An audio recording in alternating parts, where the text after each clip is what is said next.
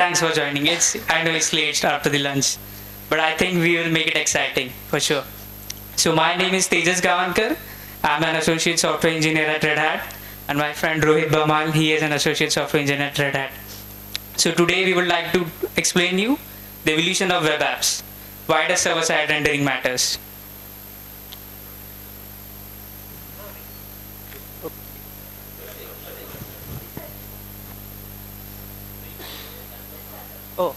Oh, thanks. Okay, so let's start with what is SSR. It's server-side rendering, right?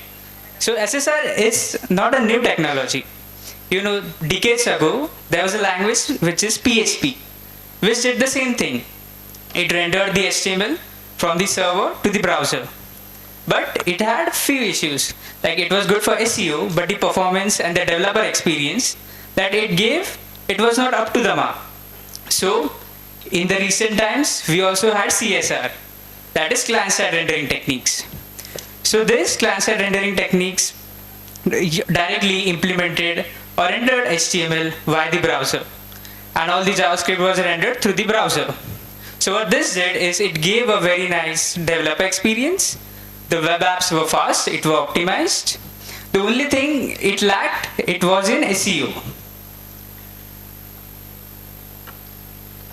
Next slide. Yes, client-side rendering and server-side rendering. So as I told, the client-side rendering, it was a good technology, but it lacked in SEO support.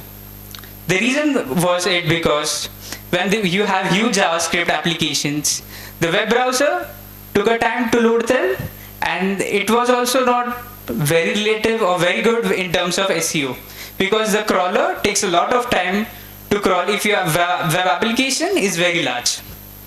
So this is the reason why the modern JavaScript frameworks came up with a new technology, which is SSR. Technologies like Nuxt, Next does this. So it's not just a comeback, but it's an evolution. So let's start with why performance and optimization matters. Rohit, will you take on this? Yeah, so we'll start with a question. Have you ever visited a site which is taking too much time to load? Any answers? Yeah. So what do? You guys leave the page, right? So what do you think? What could be the potential reason behind that? So many of us think that there might be issue with the internet speed. But what if the internet speed is good and still the site is taking too much time to load? So there are like many factors behind it. So that is why the performance of a site matters. So let's take an example of IRCTC website, so which is a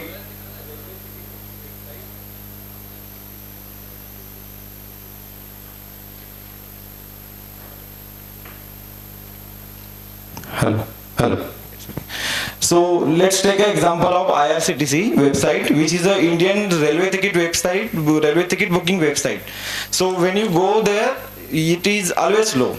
So let's say you are booking a ticket, and there are 3 tickets available, and the site is taking too much time to load, and you try to book a ticket, and because of the slow site performance, your ticket is not getting booked, and it can go to the waiting list.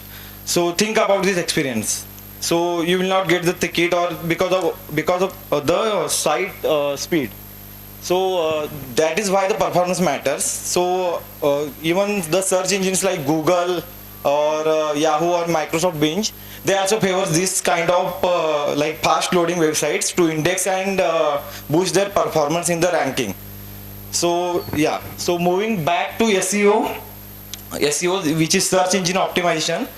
It's very we can say important thing while developing a web application.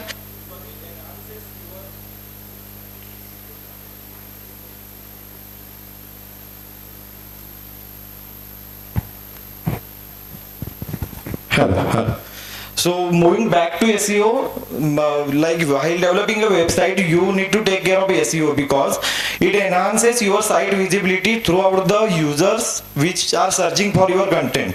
So let's take an example. So you have developed one site which has great content, and it is on production, and like some of the guys are searching for that content, and your site is not getting indexed on the Google. So your site will not be discoverable to the users because of the SEO thing. So even how the SEO thing and indexing matters is, sorry, even the SEO thing and the indexing how that works is, if you see, the search engines like Google uses the automated bots called crawlers.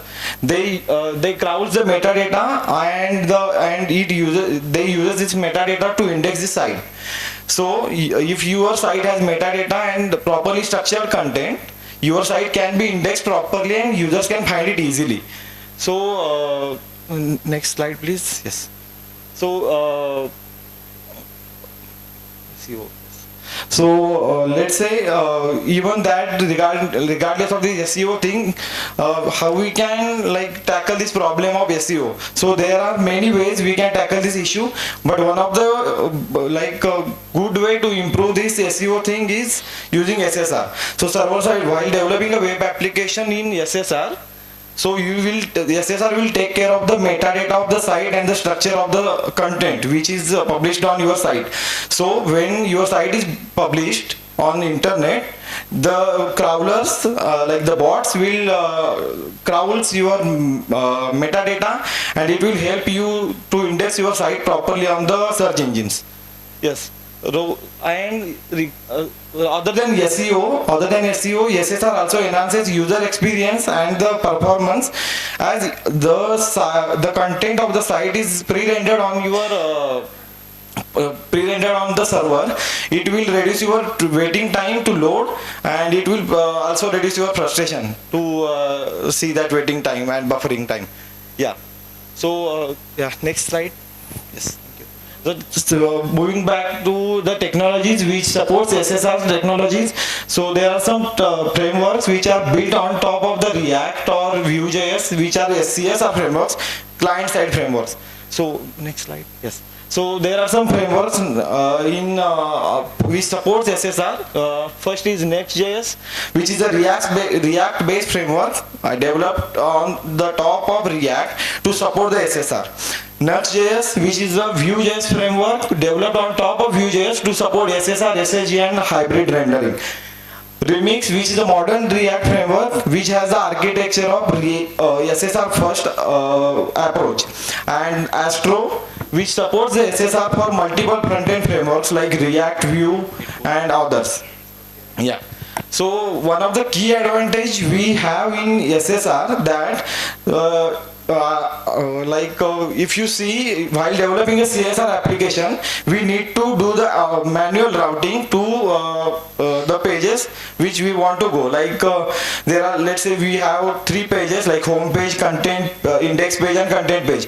While developing a application in CSR, you need to do the routing manually, but in the SSR we don't need to do that, because SSR will take care of the routing automatically based on your folder structure.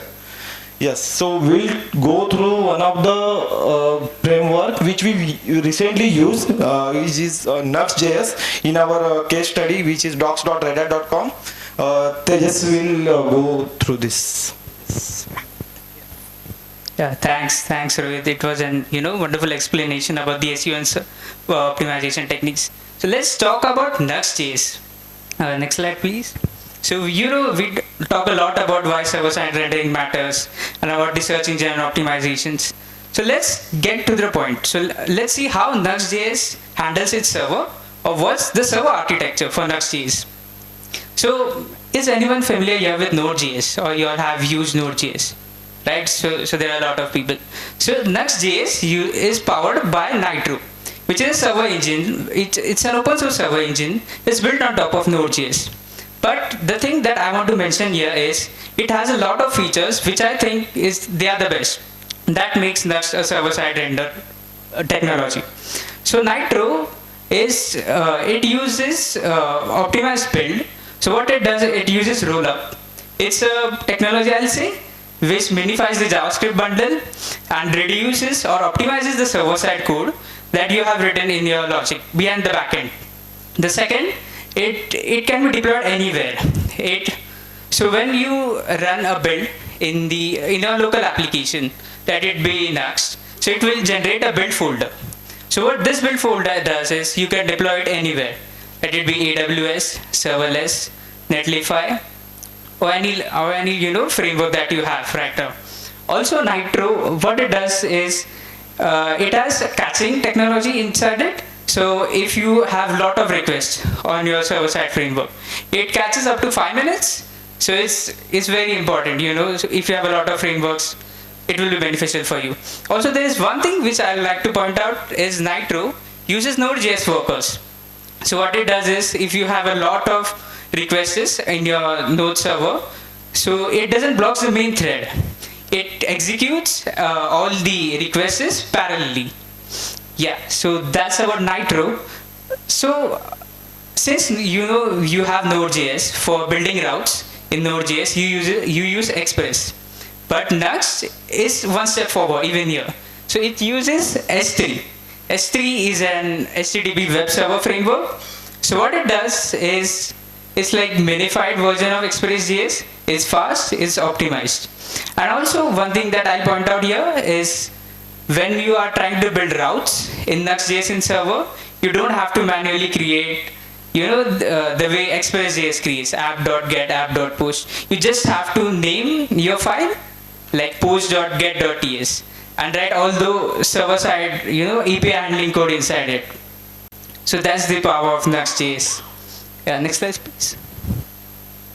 Yeah, so we talked about a brief about the backend architecture of Nuxt.js. So let's talk about how it helps us in rendering a long HTML page. So what it does is, Nitro, it takes a whole HTML page, and after all the API call happens and all the data is built up, a static HTML file is created.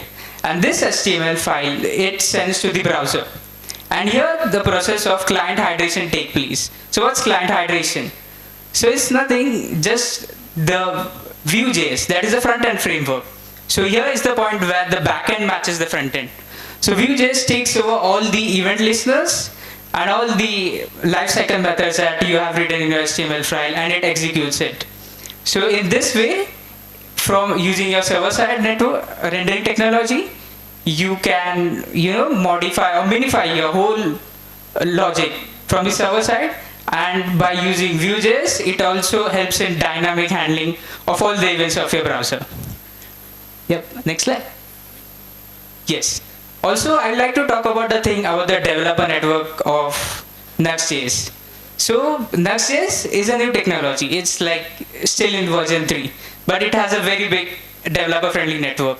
So it has a module ecosystem. I think it has nearly 30 modules. Like if you need to do authentication, any payment integration things, or anything related to SEO, or language translations, that is I1, E10 library, which is very famous. All of these modules are already inbuilt in Nuxt. You just have to import and use it.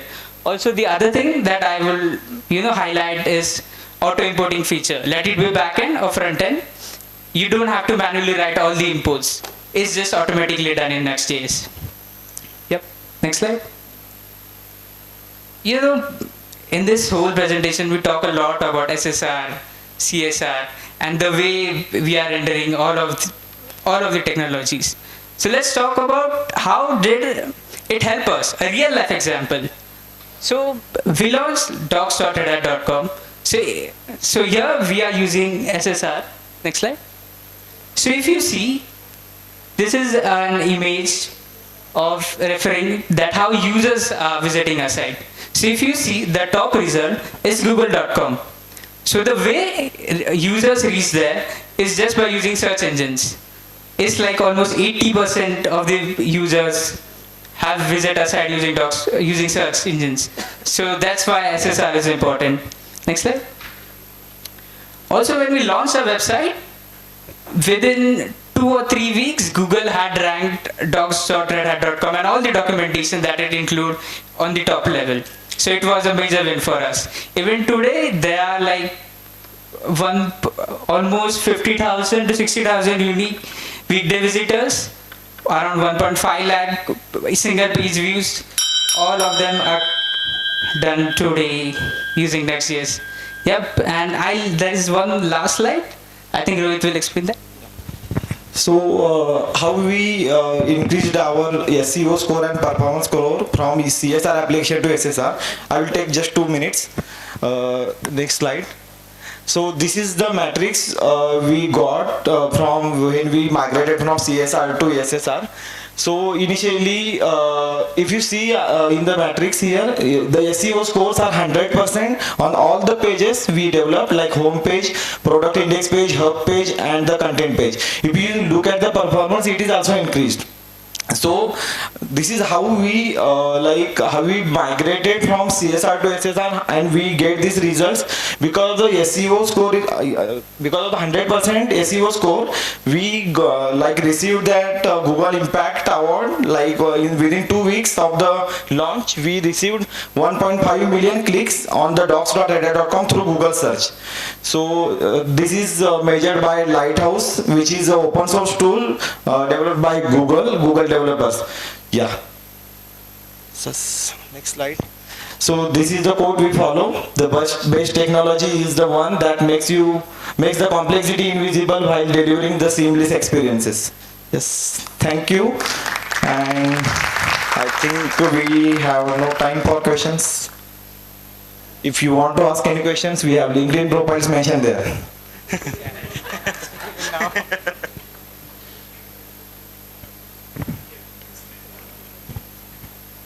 Yeah. Okay. Any questions?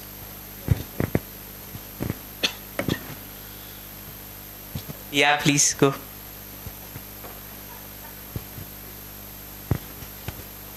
Check. Amazing slide and amazing presentation. Thank you very much for that. I see that you mentioned Nuxt and Nitro. And issue that I always always see with Nitro is when you're rendering something on the client and then you have to use client use or server, it is very hard to configure. Is there a way that you guys have come across that makes it easy for this configuration? I know Nuxt provides it out of the box, but then it's a problem. One other thing is the shadow DOM. We from Red Hat, all of us, tend to use a lot of web components which are very hard to render, like almost impossible to render out of the box with Nuxt on the server end.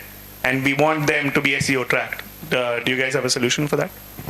Yeah, so I'll start with the first. Yeah, I'll start with the first thing. You said the joining of the server-side rendering and the hydration. So I think Nuxt does it.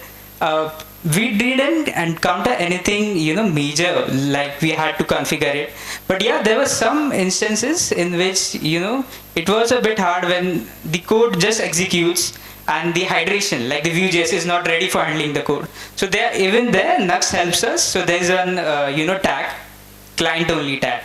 So even if anything is executed from the server side, it will wait for the client to take all the events and all. Yeah, and the second thing which you said regarding the web components. Yeah, the shadow DOM. I think right now it's all the HTML, the static HTML is generated in the server side. But for execution, we still need a browser. Yeah, so I don't remember exact end solution for it right now, but yeah, I'll get back to you on that. Yeah. Any other questions? Cool. Thanks, guys.